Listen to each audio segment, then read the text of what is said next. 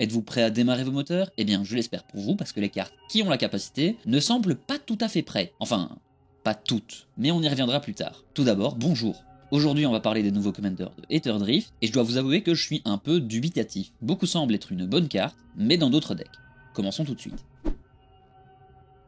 Avec le cycle des créatures légendaires Vanilla. Et comme tout bon cycle, ils sont au nombre de 5. Commençons par Kelorna, elle est intéressante et on reviendra dessus plus tard pour d'autres raisons. Mais la principale raison pour laquelle je souhaite parler de Kelorna, c'est que vous devriez rencontrer cette carte dans des parties futures. Parce qu'avec des stats de 0,8 pour 2, dont un bleu, Kelorna sera une très bonne carte pour des decks comme Arcades, The Pride of the Hulklade, voire un partenariat contenant Ikra, si vous parveniez à booster la pieuvre, pour lui donner de l'attaque afin qu'elle puisse infliger des dégâts. Parce que oui, au contraire de la plupart des cartes ayant pas mal d'endurance, Kelorna est une créature qui ne possède aucune capacité, ce qui signifie que cette créature n'a pas le défenseur. Vous l'aurez compris, cette carte sera rarement votre commandant, et c'est une caractéristique qui va revenir souvent au cours de ce cycle. On passe à Calaxion, une 7-2 pour 3 dont 2 noirs. De nouveau pas grand chose à en dire puisqu'il ne possède pas de capacité. Il sera de nouveau rarement votre commandant, mais cette fois-ci on parlera des sets de force qui nous dirigeront vers des decks Voltron ou équipements. C'était déjà arrivé pour Yargle, voire Yargle et Multani, et comme ces deux cartes, Calaxion sera une bonne carte dans un deck Jarad, puisque le sacrifier pour un total de 6 mana et mettre 7 PV à chacun de vos adversaires, ça reste un plan de jeu intéressant. Même s'il y a mieux que lui dans les cartes disponibles, je pense à Demogoth Titan et Yargle et Multani par exemple. Mais de nouveau, Calaxion aura une utilité niche, ce qui ne sera peut-être pas le cas du suivant. Therian coûte 5 dont 3 verts pour une 9-7. Et puisqu'on vient d'en parler, et que c'est un commandant que j'aime bien, j'ai de nouveau pensé à le faire rentrer dans un deck Jarad. Je rappelle que si on va le comparer avec Yargle et Multani, ils ont un total de 3 de force par mana dépensé. Ici Therian aura un pauvre 1,8 de force, et ça va le rendre faible dans ce genre de deck. Passons à la carte blanche, Sundial, qui est une 3-3 pour 2, dont un blanc. Et à la différence des autres, Sundial possède le super type Artefact. J'attendais beaucoup de voir la carte parce que j'ai fait un deck Jasmine pour une vidéo. Et je me souvenais que ce que je voulais pour ce deck, c'était de pouvoir trouver des 4-1, voire 4-2 pour 2 mana. Et malheureusement, ce n'est pas le cas. Sundial sera tout de même bon pour ce deck, mais il remplacera probablement des cartes qui sont un peu moins simples à lancer, qui coûtent 2 mana mais un Celestia, comme Watchwolf. Problème qui n'en est pas un dans Jasmine, puisqu'elle vous fournit un Celestia pour lancer des créatures sans capacité. Pour terminer, il nous reste Tyrox. Tyrox sera peut-être joué dans des decks comme Zilorta, Ziatora, Crèche ou encore Xenagos. Ce genre de deck, comme Jarad, privilégieront les créatures avec beaucoup d'attaques, pour pouvoir les rendre meilleures, les sacrifier pour infliger des dégâts ou autres. Malheureusement, Tyrox de nouveau se sentira un peu faible.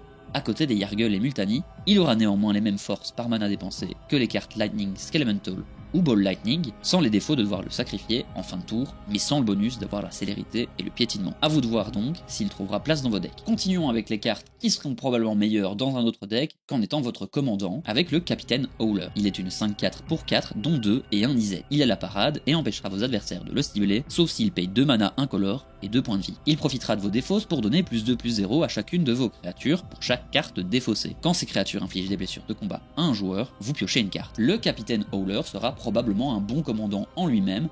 Malheureusement, les decks Wheel ne contiennent que peu de cartes de créatures, et quand ils en disposent, elles servent souvent à se sacrifier pour faire une Wheel. Il sera néanmoins une bonne carte dans un deck Locust God, même si de manière générale, ce dernier utilise des effets comme celui de Purphoros ou Impact Tremors afin de terminer la partie, mais il pourrait être un bon remplaçant si jamais votre playgroup en a marre de votre commandant. Par contre, ouais, le Locust God sera probablement dans le deck, ou il sera votre finisher.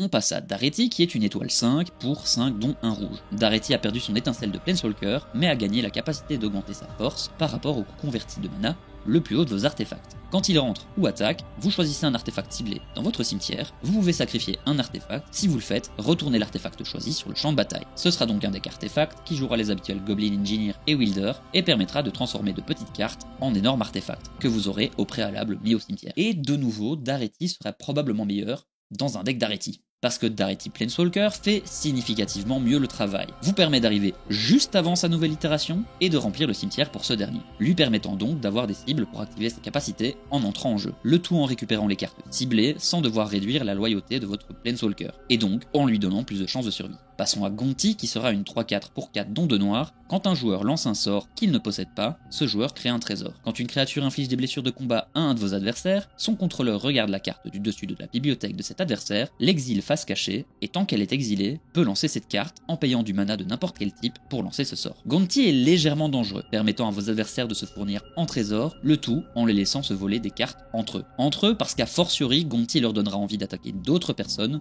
pour pouvoir profiter de ses effets vous gardant ainsi pour la fin. De nouveau, Gonti sera probablement meilleur dans un deck Gonti, voire un deck prospère. Des decks qui abusent de la mécanique, de lancer des cartes depuis l'exil, et qui vous permettront d'en lancer plus que vos adversaires, réduisant l'avantage que ceux-ci pourraient prendre. Pour terminer avec les créatures qui seront probablement dans un autre deck, parlons de Temet. Temet est une 4/4 pour 5 dont 2 incolores et un esper. C'est un zombie et sorcier ayant la vigilance et la menace. Quand vous attaquez, piochez une carte et défaussez-vous d'une carte. A chaque fois que vous piochez, les zombies que vous contrôlez, Temet compris, gagneront +1/+1 jusqu'à la fin du tour. Alors d'abord, vous n'avez pas besoin d'attaquer avec Temet pour déclencher sa capacité de pioche. Un token lambda sera largement suffisant. En comptant la carte piochée au début de votre tour, Temet offrira un minimum de +2/+2 à chacun de vos zombies. Si vous attaquez avec ces derniers, ça doublera la force et l'endurance des tokens zombies que l'on voit le plus souvent. Mais Temet sera probablement meilleur dans un deck Varina, cette dernière permettant de piocher bien plus de cartes et donc de trouver Temet plus rapidement dans votre deck. Varina vous offre aussi la possibilité de créer des tokens en vidant votre cimetière des cartes défaussées avec sa première capacité. Temet aura donc un statut de finisher dans un deck Varina qui pioche plus et aura donc plus simple à le trouver que l'inverse ne le sera. Et si elle pioche plus, Temet fera grossir les zombies d'autant, ce qui le rendra meilleur, mais uniquement si Varina est déjà présente. Parlons vite fait de Basri pour vous dire que les chats ont encore eu droit à une nouvelle carte pour améliorer leur thème, alors que les chiens... C'est thématique de la manquette, d'accord, mais bon, Basri sera donc capable de se surmener pour mettre un chat blanc 1/1 avec le lifelink, pour la modique somme de 1 blanc. Alors oui, il coûte le même prix que Rhys, n'a pas la deuxième capacité de ce dernier, mais la première sera moins chère à activer. Pour vous donner un meilleur token que ceux de Rhys, par contre, elle ne peut s'activer qu'un tour sur 2. La deuxième est faite pour cycler Basri, et ce recyclage lui permettra de protéger votre board pour 3 mana, dont un blanc. Vous allez donc piocher une carte et lancer Heroic Intervention, ou presque, puisque Basri ne protégera que les chats. Mais vous êtes dans un deck chat. Attaquons-nous à Achaton, qui est le deuxième commandant du deck Esper. Il profitera de chaque défausse d'une créature pour vous permettre de copier cette dernière, moyennant de payer 2 et un bleu, la copie deviendra un zombie 4/4. Cette capacité peut sembler coûter cher au premier abord, mais quand elle permettra de lancer des effets qui vous feront piocher 3 cartes sur un body 4/4, comme grâce à Lord of Change ou Inspire Sphinx, ou dans les plus courantes, 2 cartes grâce à un Mulldrifter qui vous coûtera moins cher, mais sera meilleur. Entre ça et les combos qu'on peut faire avec ce dernier, il risque de faire mal. Surtout que tout ça, il peut le faire en instant speed s'il arrive à se défausser pendant le tour d'un adversaire. Dans ce deck, le dieu Scarabée pourra profiter des cartes mises au cimetière pour les faire revenir, de nouveau sous forme d'un zombie 4/4, et donc on abusera encore des arrivées en jeu. Pour terminer avec les commandants qui sont liés au deck préconstruit, Pia et Saeli seront 2 bonnes cartes pour les decks énergie. Et enfin, on pourra profiter des cartes vertes pour retrouver le feeling que nous avait laissé le standard de Aether Revolt. Enfin, je dis ça, mais moi c'est le dernier standard auquel j'ai joué, et peut-être que vous l'avez jamais connu. Il est assez rare que les commanders d'un même deck synergisent aussi bien entre eux. On pensera au rapport choucroute du deck Simic de 2015, nous proposant Ezuri et Kazeto, un commandant s'occupant de compteurs, l'autre de serpent. Cette fois-ci, les deux artificières nous créent des artefacts créatures, que ce soit le Nalaar Etherjet, qui est un véhicule, ou la création d'un token créature 5/5 copie d'un de vos artefacts au début du combat et moyennant le coût de 3 énergies. Pia fera 2 d'énergie à chaque fois qu'une créature, artefact ou plus infligera des blessures de combat. Saeli profitera de leur arrivée en jeu pour vous fournir 1 d'énergie. À côté de ça, on pensera aussi que copier des artefacts, ça amène souvent à des situations cocasses qui... vous avez gagné la partie quoi. Elles se joueront différemment. Pia sera meilleure pour les phases d'attaque, mettra probablement 2 petites créatures dans de gros vaisseaux pour récupérer de l'énergie pour faire de plus gros vaisseaux. Là où Saeli sera un deck qui spotera beaucoup avec ce dont elle dispose, avec de possibles bounce et castes d'artefacts peu chers, permettant de créer un amas d'énergie pour partir en combo avec un bon nombre de tokens, de signets, anneaux, etc. Le tout avec la possibilité de garder les doubles grâce à des arrivées doublées par Parallel Lives, ou de Blink Season. En gros, on parle d'un deck Joyra avec la capacité de doubler les tokens grâce au vert. Et on va pas se le cacher, une armée de Sol Ring 5/5, ça m'empêche de dormir la nuit. Maintenant, faisons un florilège des cartes qui sont très bien, mais sur lesquelles on n'aura pas grand chose à dire. Collodine est devenu le meilleur deck Boros, véhicule et monture, donnant la célérité à ces derniers, et pouvant lancer des bateaux 7-11 au visage de gens pour 1 mana. Dans le même temps, Mimeoplasme sera moins difficile à mettre en place, puisqu'exiler une Selvala et un Pilipala vous permettra de faire pas mal de mana et de recommencer, moyennant d'avoir exilé une 3ème créature avec votre commandant, ou de disposer de Kinan. En bref, un deck combo. Mouillandling permettra aux bleus de profiter de petits tokens tels que les cerveaux pour les transformer en menaces, infligeant 3 fois plus de dégâts. Le tout vous permettant de piocher, mais elle ne passera pas à côté des top terres et autres véhicules, puisque toute créature avec le vol lui permettra de le faire, et qu'elle donnera le vol à tous les véhicules. Vous voulez Elvish Piper en mieux dans votre command zone ? Ovia est faite pour vous. Pour un même coup de mana, elle vous permettra elle aussi de mettre une créature sur le champ de bataille, mais en ajoutant la clause d'y mettre un véhicule, et si un artefact rentrait de cette manière, il prendrait 2 compteurs +1/+1. Le tout en donnant le piétinement à toute créature qui attaquerait un de vos adversaires, donc une pseudo-protection pour vous. Après on verra combien de temps ça prendra à vos adversaires pour se rendre compte que c'est quand même vous la menace. Sapsonen sera un peu tricky à mettre en place, mais avec un nombre impair de prolifération, vous pourrez soit piocher 2 de plus chaque tour, soit attaquer dépendant de ce que vous préférez. Elle reste dans la thématique de The Bounty of the Luxa, et c'est pas mal du tout. Parlons maintenant des mécaniques appartenant pour le moment uniquement à l'extension, avec Exhaust et Start Your Engine. Commençons par Exhaust. Et avec notre cher ami Loot, qui est une des meilleures cartes de l'extension,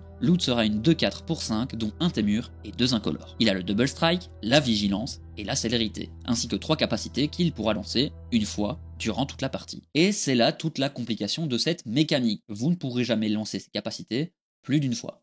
Sauf si vous décidez d'en abuser, grâce à du blink, des clones ou de la réanimation, et ça tombe bien parce que le bleu dispose de pas mal de manières de blinker et de cloner. Loot verra donc souvent Kinan pour augmenter le mana dont il dispose, et s'il devient couplé à Deadeye Navigator, partira en combo, lui permettant de faire du mana infini, de piocher l'intégralité de son deck, et de vous faire une infinité de dégâts. En bref, il ne lui faudra pas longtemps pour terminer la partie. Suivant et toujours au même niveau de force, on trouvera Redshift. Redshift ne pourra se fournir de mana infini par lui-même, mais Foodchain et Squee pourront le faire pour lui. Sacrifié sur une carte comme Greater Good, il reviendra et vous fera piocher des cartes que vous pourrez relancer gratuitement, puisque sa capacité d'exhaust sera considérée comme nouvelle à chaque fois qu'il reviendra, et réactivable puisque vous avez du mana infini. Le tout sur un commandant qui peut vous faire 2 de mana et plus si vous obtenez des compteurs et boosts, qui ne sont pas rares en grul, donc de nouveau une bonne dose de bêtises à faire, et un deck où les permanents vont pleuvoir. Fermons la marge des cartes exhaust avec les 2 dernières, qui ne sont pas spécialement les meilleures, mais apporteront quelques nouveautés. Sita Varma sera un Craterhoof Behemoth dans votre Command Zone, ou presque, puisqu'il ne donne pas le piétinement, mais dans le principe, pour 8 mana au total, il rentrera, payera une capacité pour 6 mana, se mettra donc 3 compteurs, et chacune de vos créatures seront donc des 5/5 de base, ce qui sera probablement suffisant pour nettoyer quelques points de vie par-ci par-là, même s'il n'est pas aussi bon que Craterhoof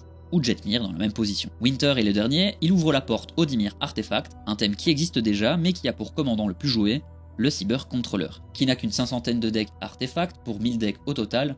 Autant vous dire que face aux 23 000 de Yuriko, ça semble plutôt rare. Il sera bien évidemment un deck contrôle, on ne s'y attendait pas en Dimir, et sa capacité d'exhaust fera un Toxic Déluge un peu plus cher et demandant une étape différente. L'exil d'artefacts depuis votre cimetière plutôt que de payer des points de vie. Toxic Déluge est donc plus simple à lancer. De nouveau, si on veut abuser de la capacité, le blink et la réanimation seront vos alliés, mais j'ai bien l'impression qu'on tire sur une corde qui ne fera qu'ennuyer vos adversaires. Maintenant parlons de démarrer les moteurs, qui est une mécanique que je trouve à moitié ratée, puisqu'elle implique la vitesse maximale, et c'est bien souvent là que le bas blesse. En cas de vitesse maximale, Fortune vous permettra de faire un dégât de plus à chaque fois qu'une source que vous contrôlez devrait le faire. Cette carte est moins bonne que Torbran, il lui faudra tellement de temps avant d'atteindre la vitesse maximale qu'il aura perdu l'avantage sur Torboki, et il ne l'a jamais eu sur Torbran. La plupart des cartes jouées dans ce genre de deck sont rouges, ce qui fait que Torbran est suffisant, et bien souvent elles ont un coût impair, donc si on préfère jouer Rakdos, on jouera au Bosch. Azoret ne fera probablement jamais rien d'intéressant en Commander, puisqu'elle arrivera avant les créatures qu'elle aide grâce à sa deuxième capacité. Elle pourra attaquer au tour 3 ou 4 environ, et que donc sa célérité n'a plus de raison d'être. De plus, à ce tour-là, une 5-3 c'est rarement significatif. Mendicant serait une bonne carte si on ne le voyait pas venir gros comme un camion. Il ressemble à une copie de Bumblebee, mais on le voit arriver comme Optimus Prime s'il avait des néons partout. Forcément, son effet de max speed permettra de faire des bêtises, comme Saeli, mais il faudra attendre 2 ou 3 tours avant de faire des bêtises, le tout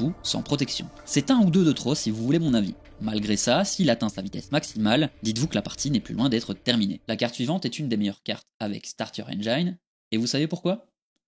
Elle ne vous demande pas d'atteindre la vitesse maximale avant d'être utilisable. Samut est une 4/5 pour 6 mana, 3 incolores et 1 Aya. Elle a l'initiative, la célérité et la vigilance. Les autres créatures que vous contrôlez gagnent plus X plus 0 où X est votre vitesse, ce qui facilitera l'augmentation de cette dernière. Et les sorts non créatures coûteront X de moins à lancer, où X est de nouveau votre vitesse. 1 ou 2 de réduction de coût c'est déjà pas mal, donc 4 sera un énorme boost. La question que l'on se pose c'est est-ce qu'elle arrivera à atteindre les 4 de vitesse alors qu'elle n'a aucune protection, et qu'elle devrait arriver aux alentours du tour 3 ou 4 dans de bonnes conditions. En tout cas elle reste un commander à surveiller, mais comparé à Mendicant, elle activera un effet directement, ce qui fait que même si on la voit arriver, on aura moins de temps pour réagir. Pour 5 mana dont 2 noirs et 3 incolores, le démon de la vitesse a le vol, le piétinement, et vous laissera piocher X et perdre X points de vie, en fin de votre tour, où X est votre vitesse. On parle donc de 2 cartes piochées en fin de tour de son arrivée, si vous avez attaqué, 3 au suivant, et 4 après 3 tours complets. Alors piocher autant, ça a l'air pas mal. Comme Samut, il n'aura pas besoin d'être à vitesse maximale pour en profiter, mais au final de nouveau, arrivera-t-il jusque là, puisqu'encore une fois, il n'a pas de protection. Passons à Venuxt, et c'est ici qu'on va reparler de Kelorna, puisqu'ils coûtent tous les deux 2 mana dont un bleu. Et pourtant, Venux, qui ne fait rien, est une 0-4. Et elle ne fait rien, je suis désolé. Venux n'est même pas capable d'augmenter sa vitesse en étant sur le board, puisqu'il n'a pas de stat d'attaque. Il n'inflige pas de dégâts, donc la vitesse maximale va mettre un certain temps à arriver. Au mieux 3 tours. Ce qui veut dire qu'il vaudrait mieux jouer des cartes comme Teferi's et Just Insight, qui de nouveau ne seront pas aussi faciles à voir venir et demanderont une réaction directe. Son autre capacité, celle où il n'y a plus de maximum au nombre de cartes dans votre main, ne lui sert à rien si vous n'avez pas la vitesse maximale, en plus d'être une capacité disponible gratuitement sur pas mal de cartes comme Spellbook ou Reliquary Tower. Donc, comparé à Kelorna, une capacité qui coûte 0 mana a divisé les stats de l'homoncule par 2. De nouveau, il pourra être joué dans des decks se basant sur l'endurance, mais ce sera à peu près sa seule niche. Terminons par un chat, et cette fois-ci, il n'est pas forcément le meilleur. Zahur est une 3-2 pour un Orzhov, vous pourrez une fois par tour sacrifier une créature pour surveiller un. C'est pas mal du tout, et je comprends que cette capacité soit nerfée. Ce qui m'ennuie, c'est la suivante. La vitesse maximale viendra vous aider à garder un board en cas de wipe. C'est toujours pas mal, mais les tokens arriveront engagés. Donc vous ne serez tout de même pas capable de vous protéger d'une éventuelle attaque. Attaque qui n'est pas rare après un wipe. Si une créature venait à vous attaquer seule et que vous n'aviez plus de créature dégagée, cette capacité ne vous permettra pas non plus de sacrifier une créature pendant le tour adverse pour vous créer un bloqueur. Donc Zahur aura surtout la capacité de vous laisser à flot après un board wipe, mais de nouveau, la capacité se voit arriver à des kilomètres. Et ce n'est pas à son avantage puisqu'il attirera probablement le board wipe avant d'être arrivé à la vitesse maximale. Je suis peut-être un peu dur avec cette mécanique, on verra avec le temps, mais pour le moment je n'en suis pas fan. S'il vous plaît, ne m'en tenez pas rigueur, et surtout, ne vous empêchez pas de jouer ces cartes. À ça, je voudrais ajouter que je suis particulièrement dur avec Mendicant et Zahur qui sont tout de même lançables dès le tour 2. En Commander, tout le monde ne dispose pas de bloqueur en début de partie, ce qui leur permettra peut-être d'augmenter en vitesse. Terminons par 2 des meilleurs commandants de l'extension. D'abord Nissa, qui avec son effet de Landfall, lui permettant de gagner 2 d'énergie, couplé à sa capacité de lancer avec un coût alternatif des cartes de permanent depuis votre main, moyennant le paiement de 8 d'énergie, devrait faire pas mal de dégâts. C'est bien évidemment un deck où on jouera un maximum de fetch et pas mal de moyens de sacrifier des terrains pour en faire revenir, comme Scape Shift par exemple. Nissa pourrait arriver aussitôt qu'au tour 3 et mettre d'énormes créatures sur le board dès le tour suivant, moyennant un fetch et des sorts de rampe habituels dans un deck vert, comme Nature's Lore ou Trivisi. Sauf qu'un Blightsteel Colossus au tour 4, a fortiori, c'est dangereux. Pour la dernière carte dont on parlera aujourd'hui, passons vite fait en revue Ketramose. Lui, Loot et Redshift sont pour moi le top 3. Parce qu'en les jouant et ce même de manière pas optimisée, ils pourront faire des decks très forts et pourraient se retrouver dans une autre de mes vidéos. Ketramose profitera de chaque carte exilée durant votre tour pour vous faire piocher et perdre un point de vie. On est en Orzhov, on parle d'une 4-4 pour 3 avec la menace, le lien de vie et l'indestructible puisque c'est un dieu. Il ne pourra pas attaquer sauf s'il y a cette carte en exil. Mais ça ce n'est pas trop grave puisqu'il n'y a pas besoin qu'il attaque pour qu'il soit une épine dans le pied de vos adversaires. En plus d'être difficile à retirer puisqu'on l'a déjà dit, les removals qui exilent sont plus rares que ceux qui détruisent. Et qu'en plus, Ketramose va jouer des sorts de blink qui le protégeront donc des removals puisqu'il ne sera plus sur le board. Mais les sorts de blink seront aussi des cartes faisant fonctionner le deck puisque chaque carte étant blinkée impliquera un déclenchement et donc de la pioche. Il se munira aussi de pas mal de cartes pouvant exiler les cimetières puisque celles-ci le feront piocher, en plus de ralentir les plans de jeu des decks réanimateurs adverses sans entraver les siens. Le deck sera donc capable de beaucoup piocher, de beaucoup se protéger, dans des couleurs lui permettant aussi de staxer, autant vous dire que ça va être oppressant et difficile à gérer. Voilà qui termine notre large tour de Aether Drift. On a à peu près parlé de tout le monde, je crois que j'en ai passé 2 ou 3. N'hésitez pas à me dire par quel commander vous êtes le plus hypé, et surtout me dire pourquoi. À passer en live les mardis, jeudis et vendredis à 21h15 sur la chaîne Twitch ADCisco. On se retrouve bien sûr dimanche prochain pour une nouvelle vidéo. En attendant, prenez soin de vous. Merci d'avoir regardé la vidéo, n'hésite pas à laisser un like et un commentaire, à me rejoindre sur les autres plateformes, et surtout à t'abonner si tu ne l'es pas. Tiens, t'es encore là, toi? Non, c'est parce qu'il n'y a pas grand chose à voir ici en fait, hein. Enfin, sauf si tu cliques sur un de ces boutons. Merci, et bisous.